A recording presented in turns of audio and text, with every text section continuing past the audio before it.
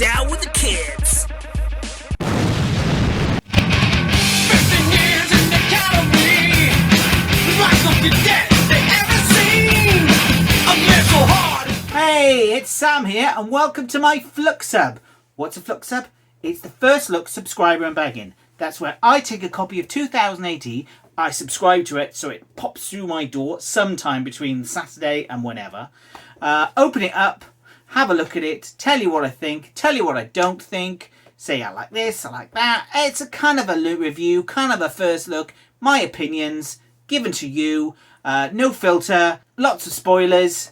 Let's get into it. And this week, it's everyone's favourite, the REGENED issue. That's where 2000 AD tries to appeal to younger children by making all the characters young. Sometimes there's some good stuff in the REGENED, sometimes there's poor stuff.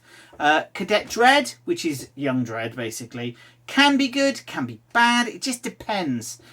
If it's a story where Dread being young is important, then that's fine, but often they just do stories where Dread happens to be young and it's pointless. Anyway, I'm running ahead of myself. I've yet to look at it to find out if it's any good this week. So, fingers crossed, the REGENED is good. Pandora Perfect was good. Department K, that came out of it. They were good, you know, so there is some good stuff. But we'll see. I've got it here. Got my yellow scissors. So, let's get into it. While I'm opening this, I want to direct you towards this here. I've recently got 300 subscribers and I made a special little video to thank you and just to say yay 300.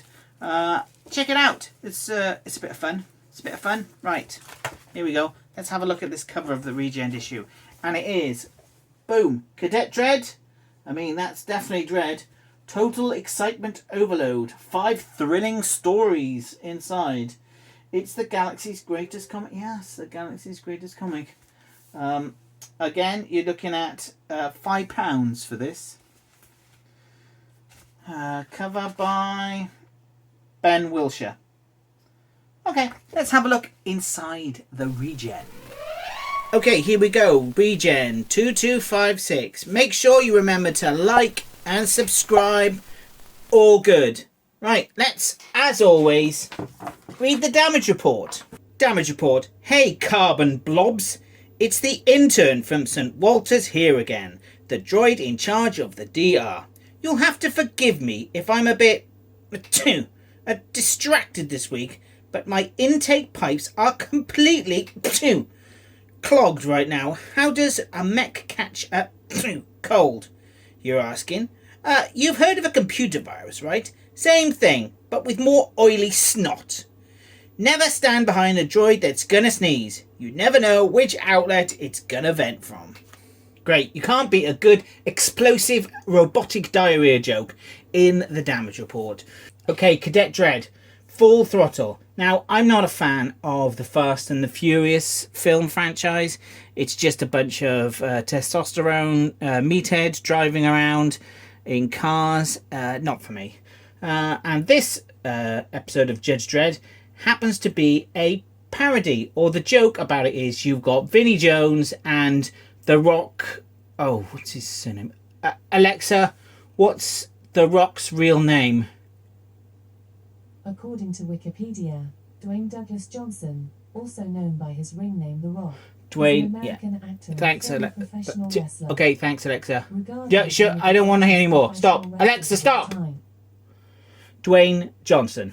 Yeah, and Vinnie Jones. Not Vinnie Jones. What's he called? Vin Diesel. Not Vinnie Jones. That's a different one. Oh, I'm okay. I'm getting away with myself. Anyway, so Cadet Dread. Basically, Cadet Dread is Dread and Rico are doing a test that they can drive, and they get interrupted by the meatheads, and it's a big chase. There is zero interaction with Dread and Rico. Well, there's a little bit, but that's the point. Cadet Dread, any good Cadet Dread episodes have a story that can only be relevant with young Dread, and also tells you more about the relationship between Dread and Rico. And this does neither. Just driving around, a bit of inconsequential action. Absolutely tedious. I thought Cadet Dread was getting better, but no, not good. Okay, new thrill, Scooter and Jinx. Now, this is by James Peaty, the marvellous mind behind Skip Tracer. I'm not having a go at James. It seems like everything he does I have a go at, but this is just as bad as Skip Tracer. This is poor. I mean, Instagram keeps asking me if I want to friend him. I mean, I'm not going to friend him. I'm nothing against the guy. I'm sure he's a lovely guy. But I wanted to bring up his game. Skip Tracer and this. It's not good. This is not written for children. This is like written by a child. And this happens. And this happens. She's got... I don't care. The art is pretty good, cartoony, but I'm no interested. It's boring story. Don't care about the characters. Don't care about anything. It's just he dies. He was about to die. No, he's not. He's not dead, and she can't heal. So what? Who cares? We'll see this again, but I don't want to see it again. Not good. Then we've got this story, which is called Enemy Earth. Now, this is a bit more interesting. The art, I kind of like the art. It reminds me of the art that was on Pandora Perfect by Brett Parson. It's kind of got that same similar feel, but not as good faces. So it's like a poor man's Brett Pearson. Interesting story about it's kind of apocalyptic end of the world. One kid against mutant rats and plants as a giant robot. It's like engaging. At least I engage with the character, and then it turned out in the robot was a little girl. Are you here to rescue me? Not the beginning. So definitely first part. We'll see that cross over into the prog, I think. It's kind of interesting. Not too bad, but just a bit meh. Okay. Then we've got Time Twisters. Now, the art in this is kind of interesting. I kind of like it. But the story, oh my God. I mean, where's the story?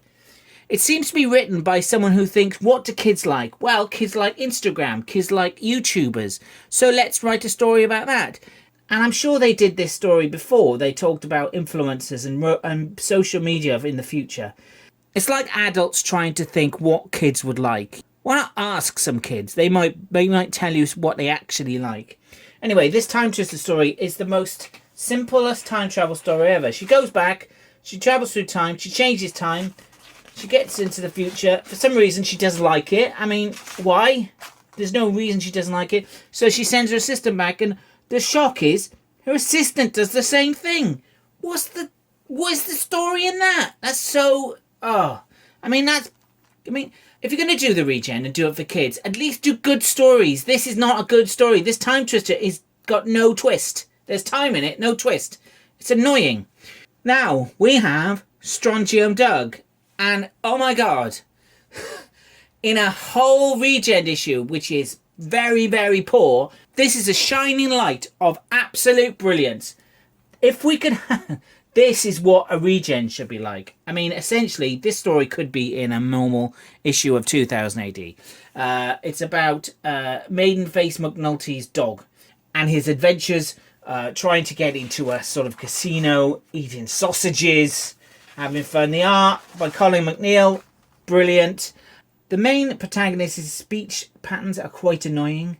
Fly, my drones, lift me to the sky. He's like a low-rent Doctor Doom. Yes, the roulette wheel of life spins in my favour once again. Who talks like that? Okay. There's a subplot with these aliens that allow the dog to fly. It's a great story. There's a couple of panels in it that seem a bit too humanistic for a dog. Like that one there when he's pushing the switch to do the heads or tail slip. And also, what dog punches like that? I mean, is this a dog or is this a human as a dog? It does actually say that I'm not a mutant, so it is literally supposed to be a normal dog. Yeah. I mean, that it was This story was great. Entertaining, fun, exactly what you want from a Regent. I mean, but come on now. One story out of 5 stories that's literally any good. And you're paying £5 for this copy. It's just not good. It's just not good enough. Advert here for the next episode of 2000 AD. This is pretty spooky. This might freak out kids. This is the sort of thing that the kids should like. Kids like being freaked out. Give them weird stuff. I mean, unfortunately, it looks like there's going to be future shocks. And I have yet to read a good future shock in 2000 AD for a long time. Or they've all been extremely poor. Usually written by John Tomlinson. Anyway, that was PROG. Well, the Regent. Again, another bust for the Regent.